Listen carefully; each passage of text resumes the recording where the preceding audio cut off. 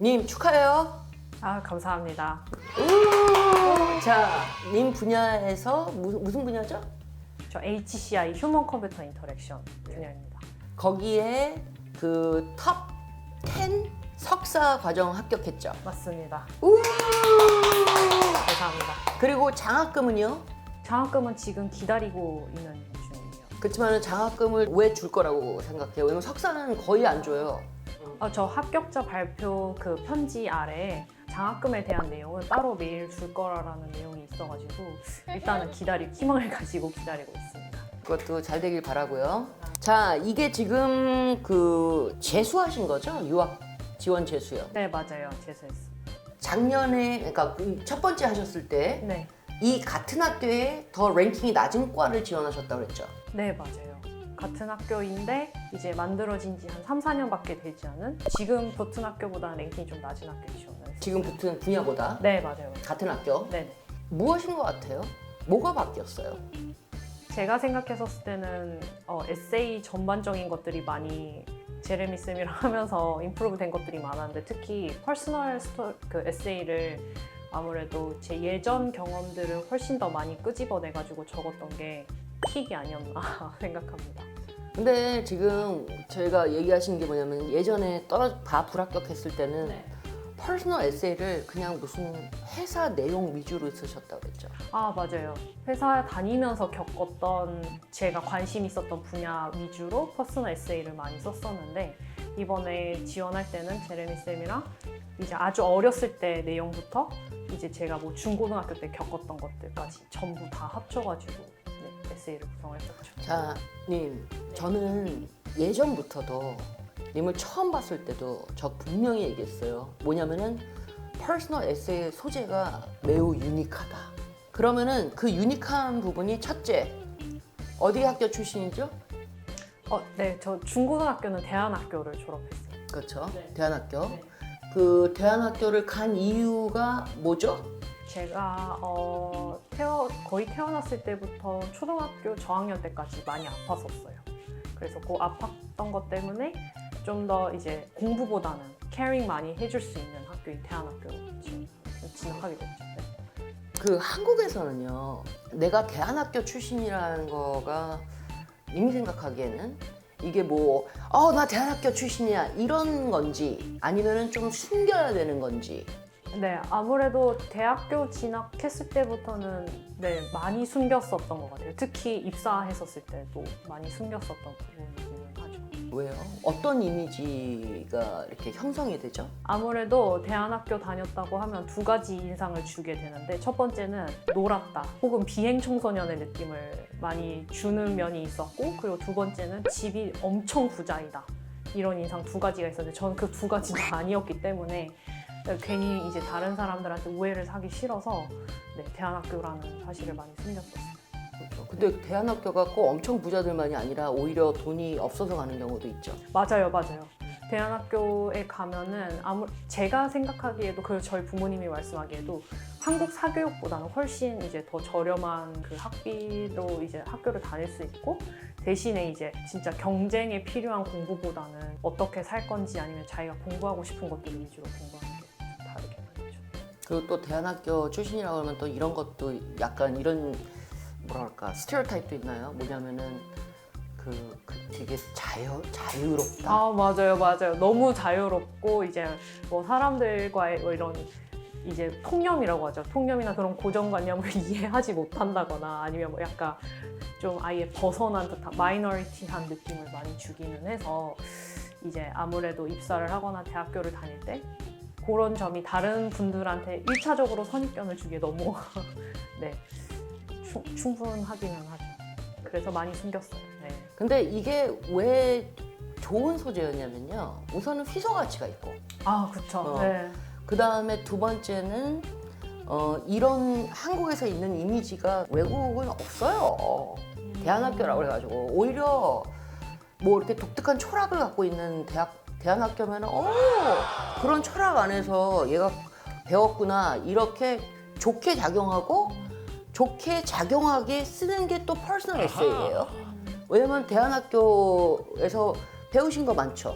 굉장히 많은데 일단 제 에세이 쓴 것 중에서는 진짜 다양한 분야의 사람들을 많이 만나요. 뭐 예를 들어서 탈북민들을 만난다거나 아니면은 뭐 필리핀 슬럼가에 가서 뭐 홈스테이도 하고 그 사람들 돕기도 하고 전기가 없거나 물이 없는 지역에 가서 직접 물 길어서 살고 뭐 해지면 자고 해 뜨면 일어나고 하는 삶도 살아본 적도 있었고 그리고 어떤 걸 공부하고 싶고 나중에 커서 어떤 사람이 되고 싶은지를 선생님들이 끊임없이 챌린지 하거든요. 그게 어쩌면 국영수를 배우는 것보다 더 중요할 텐데 그런 과정들을 한 6년 동안 겪었던 것도 되게 중요했고 또 마지막으로는 공동체 생활을 6년 동안 하게 돼서 거의 아주 소수이지만 계속 같이 살고 그 안에서 일어나는 다양한 일들에 대해서 학생들이 직접 문제를 푸는 체벌이 아니라 규칙이 아니라 저희가 직접 그 문제를 해결하기 위해 어떻게 살아야 되는지 어떤 규칙을 만들어야 되는지 직접 만드는 그런 중요한 순간들이 많이 있었죠.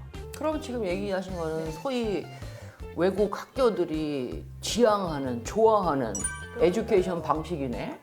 그러니까 제가 사실 제레미님 만나서 이런 퍼스널 작업하기 전에는 아예 드러내야 한다라는 생각 자체를 안 했었기 때문에 기억하실지 모르지만 좀 울었었던 기억도 있었어요.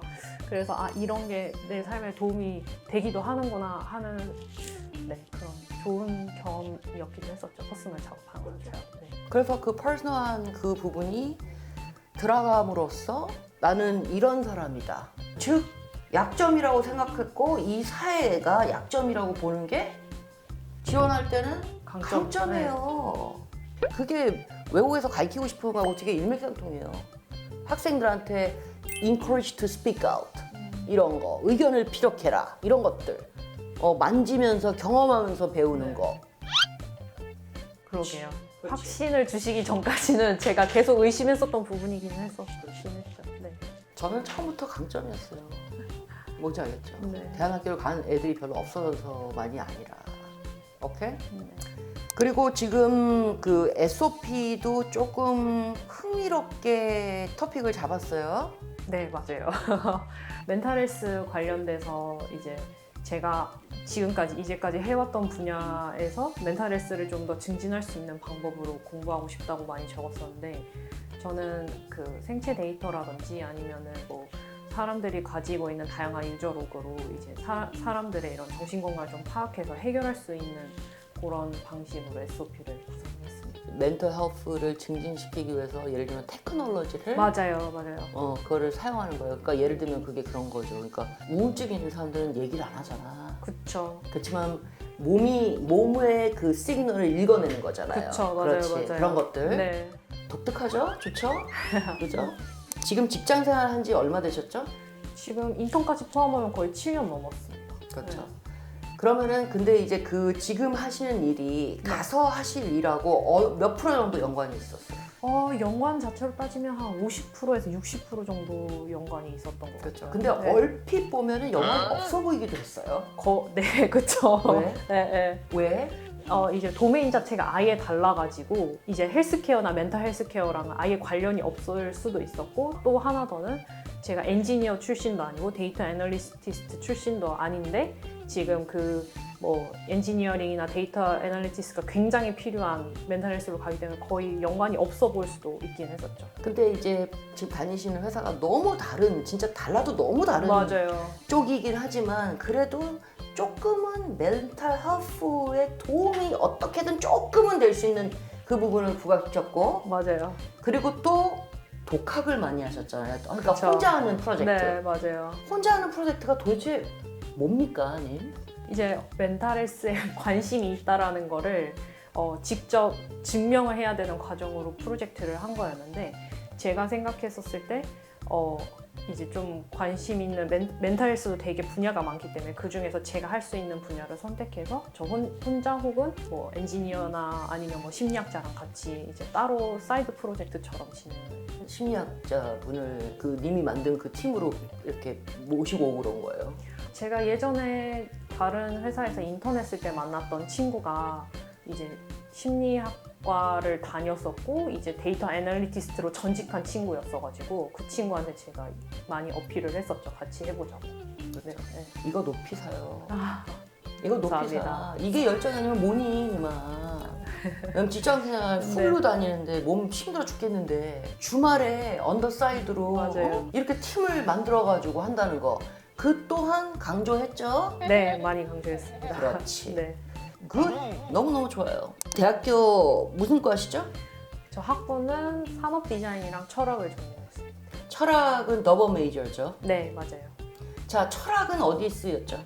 철학은 아주 많은 곳에 쓰이지는 않았지만 퍼스널 스테이트먼트에 제가 왜 이걸 전공하게 되었는지를 이제 앞서 뭐 멘탈 헬스랑 좀 연결해가지고 적는 부분이어서. 그렇죠. 네. 퍼스널 스탠이 아니고 이제 SOP겠지. 아니면 아무튼 그건 네, 상관없어. 네, 그러니까 네. 중요한 거는 그거를 백업하는 데 썼다. 맞아요. 배고플 때서. 그렇죠. 그러면 여러분들 그 연관이 뭐가 연관이 있을까요? 철학은 무슨 분야죠? 철학은 아무래도 이제 사람에 대한 본질적인 연구를 하는 데였고 뭐 인간 본성이라든지 아니면은 그 아예 감정 연구라는 수업이 따로 있거나 아니면 심리 철학이라는 분야도 있었는데 그런 분야를 좀 더 강조해가지고 좀 적었고. 그렇죠. 그게 마인드야. 네, Therefore, mental health. 맞아요. 그리고 지금 연봉이 어떻게 되세요? 저는 작년 기준으로 1억 조금 나왔어요. 나이는 어떻게 되시죠? 나이는 한국 나이 32살. 32살에 1억이 넘는. 감사합니다. 그리고 안정적인 정규직이죠? 그쵸, 맞습니다. 그리고 중소기업이에요? 대기업 다니고 있습니다. 오케이, 좋아. 왜 유학이 아니마? 이 연봉? 이거 그 꿈의 연봉인데. 일단 진짜로 멘탈 헬스 분야에 이런 기술로서 해결할 수 있는 부분이 많다고 생각했었던 것도 있었고요. 그리고 공부를 하면서 이 분야를 해결할 수 있을지 좀 탐험할 수 있는 시간 자체가 좀 필요하다고 생각했었어요. 왜냐면 계속 이걸 사이드 잡으로 하다 보니까 저도 너무 지치는 부분도 있어서 풀타임을 하고 싶다는 생각도 있었고, 그리고 두 번째는 아무래도 한국에서 여전히 그런 멘탈 헬스에 대해서 공개적으로 뭐 공부를 한다거나 연구를 한다는 게 아직 스테레오타입이 많이 있어서 미국에 가서 공부하고 싶다는 생각이 들어서 유학을 결심하게 됐어요. 여기서 여쭤보고 싶은 게 뭐냐면은 그 토플 점수가 몇 점이죠? 딱 100점 나왔습니다. 그 전에는 몇 번 본 거예요? 그러니까 몇 번 보신 거예요? 100점 내기까지 한 10번 정도 시험을 봤었어요. 그러면은 아커머데이션에 대해서 얘기를 했었죠. 네, 제레미님한테 좋아요. 했었죠. 그래서 아커머데이션 하기 전에 9번을 아커머데이션 없이 보신 거예요? 그쵸, 맞아요. 그래서 그 중에서 제일 점수가 높았던 거는 90점. 90점이다. 네, 그러면 지금 합격하신 학교의 미니멈은? 90점이었어요. 오케이. 네. 근데 아커머데이션을 하셔가지고 100을 내신 그쵸, 거죠? 맞아요. 그러면은 90점이 미니멈인데 왜 100을 하신 거예요? 이제 미니멈이 90점으로 되어 있긴 했지만 학교 설명에 보통 붙은 합격자들의 그 토플 점수가 110점? 111점으로 되어 있었고, 그리고 제가 지금 붙은 학교 말고 다른 학교들의 미니멈이 100점이 넘는 학교가 많아서 100점을 맞추기 위해서 어코모데이션을 받았어요. 그 아커머데이션을 무슨 병명으로 받았죠? 저는 비염으로 받았습니다. 근데 그 어렸을 때 아팠던 거 있잖아요. 네네. 그거는 지금도 영향을 주긴 하죠. 네, 간접적으로도 직접적으로 영향을 주죠. 그렇죠. 네. 그러면은 아커머데이션 몇 프로 추가 시간 받으셨어요? 저 정확하게 기억 안 나는데 한 25% 정도 받았던 20%? 것 같아요. 왜냐면 그 어렸을 때 그 병명도 네, 되게 심각하기 때문에 그쵸. 그것도 영향을 지금 완치라는 개념은 없기 때문에 쉽게 피곤해지고 그러잖아요. 맞아요. 그렇지. 그렇기 네. 때문에 만약 그것도 하셨으면 조금 더 점수를 받을 수도 있었어요. 그러게요. 네. 오케이? 네. 자, 근데 아커머데이션을 계속 안 지원하셨었죠? 네, 맞아요. 왜요? 제레미 쌤한테 알고 나서 그 어코모데이션을 신청하고 그 시험 치기까지 시간이 되게 오래 걸렸었거든요. 그래서 저는 그 사이사이 계속 시험을 쳤었고, 이제 승인을 받자마자 시험을 친 거긴 해가지고 네, 시간이 좀 걸리긴 했습니다. 왜 고집이 있어? 왜냐면 제가 기억하기로는 아커머데이션 빨리 해. 3월쯤 말씀하셨어요. 근데 네. 신청을 언제 했었죠? 신청 한 5월쯤 했어요. 그렇죠. 그러면 그 중간에 몇 번 시험을 또 본 거죠? 아커머데이션 없이? 한 3번 정도 봤죠. 그러면 아커머데이션 없이 네. 여태까지 9번 시험 친 시간, 돈, 응시료 한 얼마 정도 될까요? 시험비만 300만 원이죠. 그렇죠. 회사가 좀 널널해요? 아니면 워라밸 어때요? 워라벨은 꽤 좋은 편에 속하는 편입니다. 그래서 학교 회사 다니면서 준비하는 거 안 힘들었어요? 너무 힘들었죠. 중간중간 그만둘 뻔했어요. 회사를 아니면 유학 준비를? 회사를요. 회사를. 그래서 회사 다니면서 어떻게 준비하셨어요? 다른 사람이 하듯 진짜 죽어라 준비를 했었고 뭐 시간 날 때마다 계속 이제 유학 준비를 하고 아니면 시간을 굉장히 막 못해도 1시간 단위로는 계속 쪼개가지고 지내기도 했었죠. 웬만하면은 이제 뭐 아침 시간, 저녁 시간에는 풀로 유학 준비를 하고 뭐 주말 당연히 준비하고 회사 가서 뭐 점심 시간에 자더라도 네, 최대한 이제 회사 밖의 시간에서는 유학 준비를 하려고 해요. 저 여쭤보고 싶은 게 뭐냐면 네. 원래 멘탈이 좀 강하세요? 본체는 강한 편은 아닌데 강한 환경 속에 많이 있었던 것 같아요. 강해져야 하는 환경. 그래요? 네. 근데 그런 와중에도 이 유학 준비는 좀 많이 힘들었어요? 쉽지 않은 경험인 건 확실했어요. 근데 GRE를요 네. 안 보셨죠? 네, 맞아요. 안 봤어요. 왜 안 보셨어요? 일단 제가 지원한 HCI에는 대부분 GRE가 옵션으로 바뀌었기 때문입니다. 그러니까 옵셔널이 아니었으면 보셨을 것 같아요? 네, 뭐 요건이었으면 보긴 봤어야 했었죠. 그런데 좀 자신이 없긴 했었을 것 같아요. 왜냐하면 수학 과정이 있었기 때문에 저희 그 한국에서 디자이너들은 대부분 한 중학교, 고등학교 때부터 수학 공부를 하지 않아가지고 그 부분이 만약에 필수였으면 네, 좀 주저하긴 했었을 것 같아요. 수포자세요? 수포? 네, 수포자입니다. 근데 수학이 자신이 없으면 네. 지금 이 톱스쿨 가서 수학적인 거 많이 쓰죠? 네, 쓰게 되겠죠. 이거 어떻게 할 거예요? 이제부터 공부를 많이 해야겠죠? 열심히 하면 돼. 네. 알겠죠? 네, 하면 할 수 있을 것 같아요. 좋아요. 이제 졸업한 다음에 뭐 하실 거예요? 졸업한 다음에 정말로 네, 멘탈헬스 업계에서 일을 해본다거나 아니면은 네, 좀 그 연구 쪽으로 빠지는 거를 목표로 하고 있어요. 그러니까 예를 들면 박사로 갈지도 모른다? 회사에서의 그런 리서치 팀에 들어가는 거를 목표로 하고 있어요. 박사. 한국이 아니면 미국이? 되도록이면은 네, 미국에 있으려고 할 것 같아요. 그렇죠. 왜냐면 네. 한국은 아직은 그런 멘탈 헬스를 그렇게 테크놀로지로 푸는 그런 연구소들이 있나요? 제가 알고 있기로는 본격적으로 하고 있는 곳은 많이 없는 걸로. 그렇죠. 네. 그러면은 뭐 없다는 것도 어떻게 보면 기회이긴 해요. 그렇죠. 그렇죠. 네, 와가지고 깃발 꽂으면 되니까. 맞아요. 그렇죠? 네. 오케이. 유학을 준비하시는 분들한테 마지막 한마디 뭐 없어요? 그 직장인 분들 중에 유학 준비하는 분들에게 한마디 하고 싶은 건요. 이 과정 자체가 생각보다 되게 험난하기도 하고 이제 한 번도 지원해보지 않았던 그런 경험이기 때문에 가능하면 빨리 준비를 시작하셨으면 좋겠습니다. 특히 인터뷰 준비도 같이 해주셨으면 좋겠고요. 최소 1년 그래서 1년 반 반 정도 전에. 네, 그렇죠. 맞습니다. 근데 아무도 안 들어요. 꼭 해주시길 바래요. 자, 인터뷰에 대해서 네. 진짜 마음 아팠던 거 한번 경험 얘기해봐요 지금. 인터뷰를 저도 이제 여느 지원자들처럼 나한테 안 오지 않을까? 이런 생각들을 많이 하고 있었어요. 왜냐하면 HCI 지원자분들 중에 인터뷰 없이 들어갔다는 분들도 꽤나 많이 봤어서 문제는 제 드림 프로그램에 갑자기 연락이 왔었어요. 인터뷰를 보자고. 그리고 인터뷰 일자 가장 이제 멀리 있었던 스케줄도 거의 한 6일 이내 인터뷰를 봐야 하는 상황이었어요. 그런데 그 학교 정말 꼭 가고 싶었던 학교여가지고 거의 울며 불며 제레미 쌤이랑 준비했었던 기억이 있어요. 자, 부모님들 좋아하세요 안 좋아하세요? 너무 좋아하시죠. 네, 너무 좋아하시고 효도했다라는 말도 들었습니다. 누구한테? 아빠한테요. 아빠가 더 좋아요 엄마가 더 좋아요? 저요? 둘 다 좋은데요. 그럼 두 분한테 한번 영상 편지 한번 날려봐. 유학 준비한다고 계속 가족의 신경 못 쓰고 있었는데도 힘든 일 있었을 때 유학 준비하는 거를 더 우선시 해주고 말 안 해줘서 너무 고맙고 또 이렇게 기쁜 일로 보답할 수 있게 되어서 다행이라고 생각합니다. 네, 엄마 아빠 항상 건강하시고 오래오래 함께 살아요. 그리고 이렇게 좋은 잡을 갖고 있는데 뭔지 알겠죠? 연봉도 네. 이만한데 그렇게 막 어마어마하게 반대를 안 하신 것도 진짜 감사할 부분 아니에요? 그렇죠.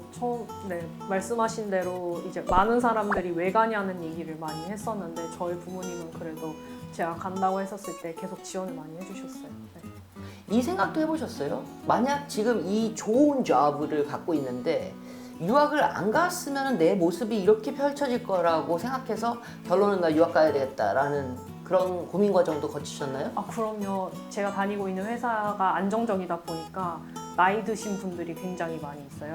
그분들의 이제 삶이 이제 모두 조금씩은 다 다르겠지만 그분들 사는 삶의 그 방향 자체가 거의 비슷하고 근데 그분들의 삶을 이제 나쁘다고 평가할 수는 없겠지만 나도 이렇게 흘러가는 대로 사는 게 맞나 하는 생각들을 이제 한 3, 4년 차 때 굉장히 많이 했었고 그런 과정들에서 모티베이션을 많이 받아서 유학 준비하는 것도 내 계기가 됐었죠. 자, 하나, 둘, 셋!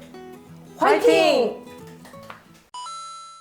이거는 좀 얘기를 해야 될 것 같아요. 유학을 준비하는 디자이너들 아니면 예를 들면 님같이 조금 더 스템 쪽인 네. 거를 더 공부하고 싶은, 왜냐면 디자인을 하다 보니까 그 밑단에서 일어나는 게 궁금하고 막 그런 거, 그런 분들한테 한마디 좀 해줘요. 디자인을 이제 전공했다고 해서 처음에 막 저도 처음엔 그랬었는데 이제 엔지니어링이나 데이터 애널리시스가 굉장히 부담스럽고 뭔가 내가 못 해낼 것 같다라는 그런 인상을 팍팍 느끼실 수 있는데 그분들도 다 사람이고 또 이제 차근차근 공부하다 보면은 또 디자이너 분들도 충분히 해낼 수 있고 그런 부분들을 알아야 또 디자인을 할 때 더 나은 성과를 만들 수 있기 때문에 관심 있으시면 꼭 한번 도전해 보시길 바랍니다.